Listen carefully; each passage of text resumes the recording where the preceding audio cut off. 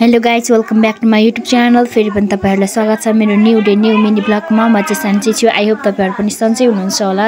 आज चाहिँ हाम्रो कोदो टिप्ने परमा छ, त्यही भएर मैले एकैचोटी खाजा लिँदै जाँदैछु डोकामा सबै सामान लिएर। हामी चाहिँ फाइनली बारी पुगिसकेका छौं भने बोजूहरुले चाहिँ टिप्न थालिसक्नु भएको छ। फाइनली हामीले चाहिँ टिप्न सुरु गरिसकेको छौं भने सबै कोदो चाहिँ ढलेछ के कस्तो, अनि सब मुसाले पनि खाइरहेको रहेछ के। फल्न त फलेकै रहेछ तर हल्का मुसाले खाएको रहेछ। फाइनली हाम्रो चाहिँ खाजा रेडी भइसकेको छ भने खाजा चाहिँ थुक्पा र डिउ थियो हैन। अनि डिउ चाहिँ बोजूले खोल्नु हुँदैछ अनि गफ चाहिँ डरो जाँदैछ के हाम्रो। हाँसी यस्तो मिठो गफ। यो चाहिँ हाम्रो खाजा खाए पश्चातको मेलो हो। मेलो चाहिँ सब ढलिरहेको रहेछ हैन। हामी चाहिँ छिटो छिटो भारी लगाउँदैछौँ किनकि आज चाहिँ धेरै रात परिसकेको छ, त्यही भएर फाइनली भारी पनि तयार भइसकेको छ भने एकदमै रात परिसकेको छ। हामी चाहिँ कोदो लिएर घर पुगिसकेको छौँ भने आजको मिनी भ्लग यति नै। तपाईहरुलाई मन परेमा लाइक कमेन्ट शेयर सब्स्क्राइब गर्न नभुल्नु होला।